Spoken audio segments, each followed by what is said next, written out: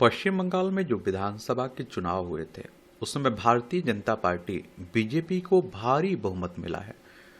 आखिर ममता बनर्जी के मजबूत किले में कैसे हुई है बीजेपी की एंट्री, इसके बारे में बात करते हैं, जानते हैं। ममता बनर्जी को आप लोग अपनी स्क्रीन पर देख रहे हैं और ये हमारे प्रधानमंत्री नरेंद्र मोदी जी को भी आप लोग अपनी स्क्रीन पर देख रहे होंगे। देखिए, ये हमारा प्यारा भारत है। इसमें आप देखेंगे ये है पश्चिम बंगाल, कोलकाता इसकी राजधानी देखने को मिल जाएगी। इसकी सीमा उड़ीसा, झारखंड, बिहार, सिक्किम, असम से लगती है। अंतर्राष्ट्रीय सीमा इसकी नेपाल, भूटान, बांग्लादेश से लगती है। यहाँ विधानसभा में आप देखते हैं कि कितनी 294 सीटें हैं।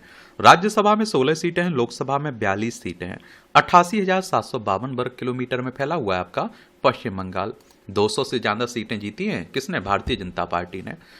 लेफ्ट को ममता ने किया था बेदखल। यहां से पश्चिम बंगाल में 34 साल लंबे चले वामपंथी शासन को ममता बनर्जी ने सत्ता से बेदखल किया था। साल 2011 में जब उन्होंने पहली बार मुख्यमंत्री का कार्यभार संभाला तो न केवल उनके विरोधियों बल्कि कुछ राजनीतिक विश्लेषकों ने भी उनके शासन चलाने की क्षमता को लेकर शंका जाहिर की थी। उनकी राजनीतिक परिपक्वता को लेकर भी संशय जताया गया। लेकिन बीते 15 सालों में इन शंकाओं और सवालों का जवाब खुद बंगाल की राजनीति ने ही दे दिया। ममता बनर्जी एक नहीं लगातार 3 बार राज्य की मुख्यमंत्री चुनी गई। विधानसभा के चुनाव उन्होंने जीते। अगर आपको भी विधानसभा का चुनाव लड़ना हो ना, विधायक बनना हो ना, तो आपकी उम्र कम से कम 25 साल होनी चाहिए। अधिकतम उम्र की कोई सीमा नहीं रखी गई। विधायक का चुनाव डायरेक्ट जनता यानी कि मतदाताओं के द्वारा होता है। अगर आपकी उम्र 18 साल हो चुकी है तो वोटर सूची में आपका नाम जुड़ चुका होगा, आप लोग वोट डालने भी जाते होंगे। ये चुनाव कौन करवाता है? इलेक्शन कमीशन ऑफ इंडिया, भारतीय निर्वाचन आयोग एक संवैधानिक संस्था है। संविधान के अनुच्छेद 324 के तहत चुनाव आयोग की स्थापना की बात की गई। 25 जनवरी 1950 में स्थापना हुई थी। 25 जनवरी को आप लोग मतदाता दिवस मनाते हैं। नई दिल्ली में हेडक्वार्टर देखने को मिलेगा। सुकुमार सेन पहले मुख्य चुनाव आयुक्त थे। अगर इस बार भी ममता बनर्जी को फिर से जीत दिलाती तो वह पश्चिम बंगाल की पहली ऐसी मुख्यमंत्री बन सकती थी जिन्होंने लगातार 4 बार विधानसभा चुनाव जीतकर इतिहास बनाया हो। हालांकि रुझानों को देखते हुए अब ये क्या हो गया? नामुमकिन है हो गया। सत्ता विरोधी लहर की चुनौती। साल 2021 में पश्चिम बंगाल का विधानसभा चुनाव जहां 8 चरणों में करवाया गया था, वहीं इस बार के चुनाव केवल 2 चरणों में हुए थे। राज्य में मतदान 23 अप्रैल और आप देखिए 29 अप्रैल को हुआ था। इंडियन एक्सप्रेस की national opinion editor Bandita Mishra ने बीबीसी के स्पेशल प्रोग्राम में बताया था कि चुनाव के दौरान महिलाओं का यह मानना था कि ममता बनर्जी की ने योजनाओं के जरिए उनको बहुत कुछ दिया लेकिन वो नौकरी नहीं दे पाए। वो कहते हैं कि टीएमसी के लोकल नेटवर्क में गुंडागर्दी, कट मनी, बिजनेस नहीं करने देना, केंद्र से आने वाली योजनाओं का लाभ न मिलने का डर भी महिलाओं में था। साथ ही महिलाओं का कहना था कि उनके बच्चों को टीएमसी नौकरी नहीं दे पा रही है। कोलकाता में मौजूद बीबीसी संवाददाता दिलनवाज पासा का कहना है कि पश्चिम बंगाल विधानसभा चुनाव के दौरान महिला सुरक्षा का मुद्दा काफी अहम रहा। वो खुलकर कह रही थी कि बीजेपी आएगी तो उनको सुरक्षा मिलेगी।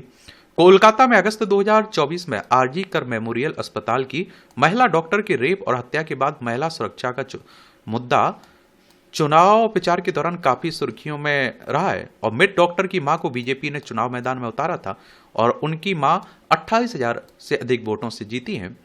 वरिष्ठ पत्रकार शिखा मुखर्जी ने बीबीसी संवाददाता प्रेरणा से बात करते हुए कहा था कि ममता बनर्जी के लिए 2011 का चुनाव जहां वामपंथी शासन को हटाने का चुनाव था, वहीं 2026 का चुनाव बंगाल को भारतीय जनता पार्टी से बचाने की लड़ाई थी।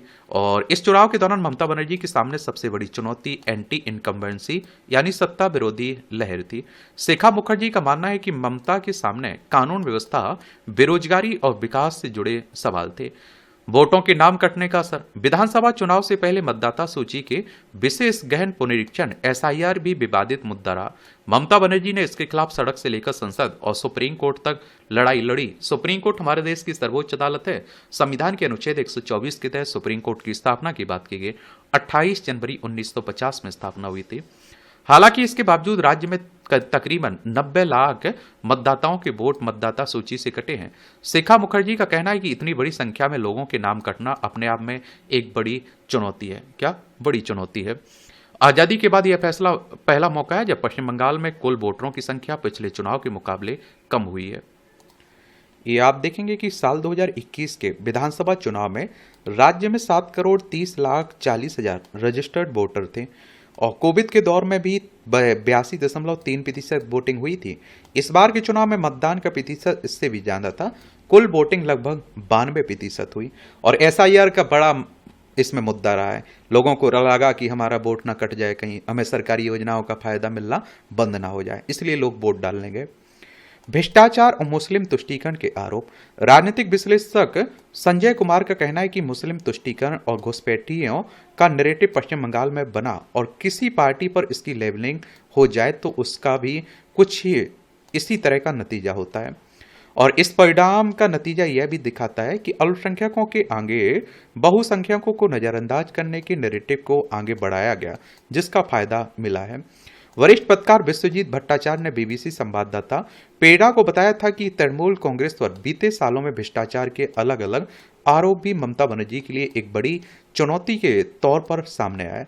साल 2024 के लोकसभा चुनाव के दौरान भी तृणमूल कांग्रेस के विरोध में PDS scam, cattle smuggling scam, teacher recruitment scam, मंत्री और नौकरशाहों की गिरफ्तारी आदि मुद्दों पर की गूंज सुनाई दी थी। भट्टाचार्य के मुताबिक शहरी इलाकों में खासकर कोलकाता और उसके आसपास के इलाकों में ममता के खिलाफ नाराजगी बढ़ी। विश्वजीत भट्टाचार्य ने कहा कि पश्चिम बंगाल में सांप्रदायिक मुद्दों पर वोटिंग बढ़ेगी और जिसका खामियाजा ममता बनर्जी को उठाना पड़ सकता है। बीजेपी से मिली कड़ी चुनौती। यह आप देखते हैं, विश्लेषक मानते हैं कि पश्चिम बंगाल में बीजेपी की विजयी बढ़त की वजह पार्टी संगठन भी रहा और उनका कहना है कि इस दौरान पार्टी ने मजबूती से चुनाव लड़ा, बूथ स्तर पर संगठन को मजबूत किया। वहीं तृणमूल कांग्रेस चुनाव के पहले तक योजनाओं की घोषणा करने में लगी हुई थी। आर्थिक रूप से कमजोर महिलाओं को मदद करने वाली लक्ष्मी भंडार स्कीम में चुनाव से पहले भी वृद्धि की गई। स्कीम के तहत SC/ST कैटेगरी की महिलाओं को हर महीने 1200 रुपये और जनरल कैटेगरी की महिलाओं को 1000 रुपये प्रतिमाह दिए जाने लगे थे। वहीं विधानसभा चुनाव से पहले राशि में 500 रुपये की बढ़ोतरी की गई। मानदेय सामान्य वर्ग की महिलाओं के लिए 1500 रुपये और अनुसूचित जाति अनुसूचित जनजातियों के लिए महिलाओं के लिए 1700 रुपये प्रतिमाह कर दिया गया। और वहीं बंगलार युवा साथी योजना के तहत राज्य के बेरोजगार युवाओं को नौकरी मिलने तक आर्थिक सहायता देने के लिए हर महीने 1500 रुपये की सहायता देने का प्रावधान किया गया। यह सहायता 21 से 40 साल के उन युवाओं के लिए है जिन्होंने कम से कम 10वीं कक्षा पास की और अभी रोजगार की तलाश में है। चुनाव से पहले राज्य सरकार ने कर्मचारियों और पेंशन भोगियों को मिलने वाले महंगाई भत्ते के भुगतान का फैसला भी लिया है। और टाइम्स ऑफ इंडिया के एक खबर के मुताबिक इसके तहत लगभग 9 लाख कर्मचारियों और पेंशन भोगियों को करीब 10,000 रुपये के डीए बकाये का भुगतान करने की घोषणा भी की गई थी। बाकी आप देख रहे हैं, आप लोग क्या सोचते हैं, अपनी राय जरूर बता सकते हैं। धन्यवाद।